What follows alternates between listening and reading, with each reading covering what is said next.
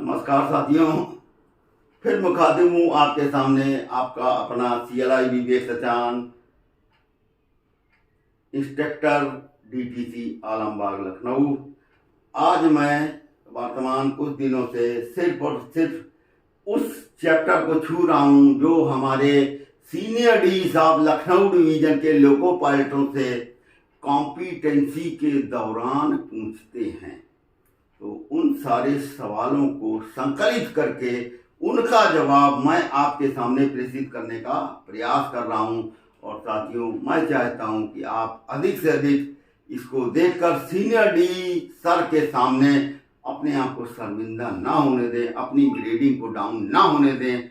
अपने जो as a loco pilot उसके उज्जवल भविष्य की कामना करते हुए मैं आपसे यही कहूँगा कि अपने आप को, अपनी ग्रेडिंग को बरकरार रखने के लिए इन प्रश्नों को आप ध्यान से और गौरपूर्वक समझने का प्रयास करें। सारे के सारे क्वेश्चन वही मैं बताऊंगा जो कॉम्पिटेंसी में है। उसके बाद कोई मैं नया चैप्टर स्टार्ट करूंगा। तो पहला एक सवाल उठा था सीनियर डी सरकार की, रिले के एनर्जाइज होने का क्रम बताइए डीजे क्लोजिंग सर्किट में। उससे संबंधित वीडियो मैं प्रस्तुत कर चुका हूं। दूसरा, रिले Q11 एनर्जाइज कैसे होती है। तो डीजे क्लोजिंग सर्किट में साथियों बहुत आराम से समझाया था। नहीं समझ में आया तो खाली Q11 देख लीजिए, ब्रांच के हिसाब से कैसे एनर्जाइज होती है। भैया, डीजे बंद करने के लिए सबसे पहला काम क्या किया जाएगा? HBA को 0 से 1 पे किया जाएगा। लोगों का थारोली इंस्पेक्शन किया और सब कुछ सामान्य पाने के बाद लोगो ट्रैक पर खड़ा है, वो चीख नीचे है, पैंटो बैठा हुआ है, लोगो एनर्जाइज करना है, सब कुछ सामान्य देख के आपने पहला काम किया, HBA को 0 से 1 पे किया। ZUBA दबा के बैटरी का टेंशन देखा, 90 वोल्ट से अधिक होना चाहिए, सब कुछ सही है। और जैसे ही सब कुछ सही है तो बैटरी का करंट आगे बढ़ा। फ्यूज CCDJ वो एडिशनल CCBA सही है तो सप्लाई आगे जाएगी। कहाँ? CCBA सही है तो सप्लाई आगे जाएगी। कहाँ? CCPT सही है। अगर कॉन्ट्रैक्टर C118 खुला है तो इसका NCI बैठा होगा। C105, C106, C107 के NCI खुले होने चाहिए।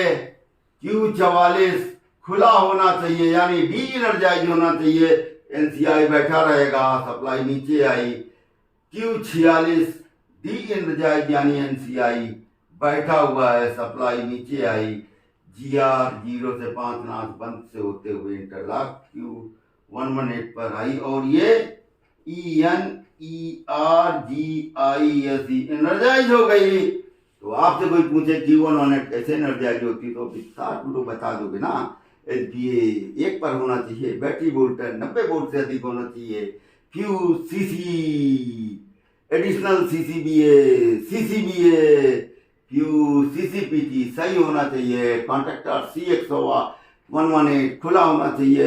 C105, C106, C107 खुले होने चाहिए।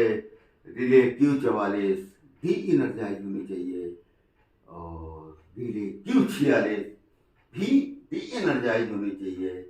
तो बैटरी की सप्लाई GR 0 से 5 नाच से होती हुई क्या करेगी? Q118 को एनर्जाइज कर देगी। तो आपसे कोई पूछे Q118 एनर्जाइज कैसी होती है, मुझे नहीं लगता कि इसमें बहुत बड़ी विसंगति है। आपको समझ में आ गया होगा। ठीक, अब इसका अगला सवाल इसी में जुड़ जाता है कि Q118 एनर्जाइज नहीं हो रही है, क्या कार्रवाई करेंगे? तो यार, जैसे एनर्जाइज हो रही थी वैसे ही डी एनर्जाइज होगी। कैसे? HBA 1 पर अगर नहीं है एनर्जाइज होगी, नहीं। बैटरी वोल्टेज 90 वोल्ट से कम है, नथिंग। CCDJ फ्यूज वो एडिशनल CCBA मेल्ट है, एनर्जाइज होगी, नो। CCBA मेल्ट है, एनर्जाइज होगी, नो। CCPT मेल्ट है, एनर्जाइज होगी, नो। सी 108 कॉन्ट्रैक्टर स्टक कर गया किसमें, क्लोज कंडीशन में, तो यानी ये एनसीआई खुला रहेगा नहीं, ये बैठा रहेगा। ये एनसीआई जो है, अगर C118 है और इसका एनसीआई है, C118 खुला है तो एनसीआई बैठा है, लेकिन C118 क्लोज है, तो ये क्या होगा, एनसीआई खुला रहेगा और यहां से कट हो जाएगा। तो C118 खुला होना चाहिए, same condition C105, C106, C107 contractor खुले होने चाहिए। आंखों से देखिए जाके, आप जब नहीं बंद हो रहा तब की बात कर रहा हूं, आंखों से जाके देखिए खुले हैं।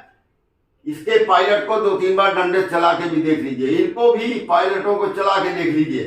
Q44 भी इनर्जाइज होनी चाहिए, Q44 भी इनर्जाइज होनी चाहिए। से 5 नाच होते हुए Q118 को इनर्जाइज हो जाना चाहिए। अब नहीं हुई कोई फॉरेन पार्टिकल आ गया तो कोई दिक्कत नहीं मेरे भाइयों। Q118 को हाथ से दबाएं, कुचालक से दबाएं, पेन से दबाएं, जो आपके पास उचित माध्यम है, लेकिन सुचालक यानी कंडक्टर नहीं, लोहे के किसी आइटम से नहीं दबाएं। आपने दबाया और BP2 डीजे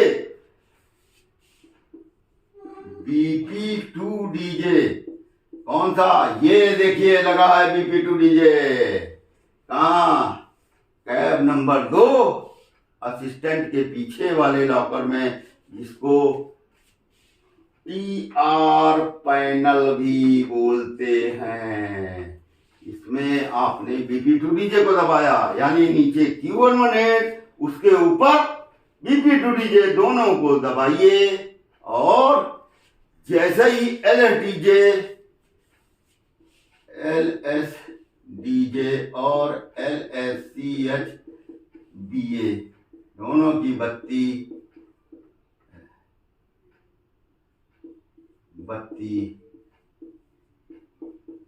बुझ जाए, BP2 डीजे को छोड़ दें। क्या किया आपने, Q118 और BP2 डीजे को दबाया था, LSDJ LSCH BA बुझ गई तो BP2 डीजे को छोड़ दिए, लेकिन Q118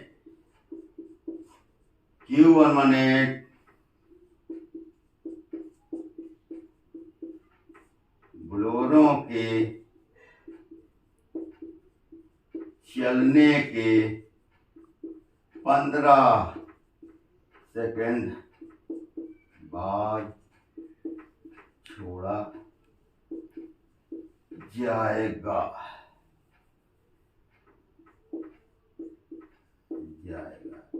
एक बंदू Q118 को कब छोड़ना है, जब ब्लोअर की चलने की आवाज आ जाए ना, तो आप गिनना शुरू कीजिए, कैसे 1 2 15 से ज्यादा हो जाए निश्चिंत रहिए, लेकिन 1 2 3 4 गई भैंस पानी में, तो 1 2 3 4 5 ऐसे 15 तक गिनिए, और जब 15 पहुंच जाए छोड़ दीजिए।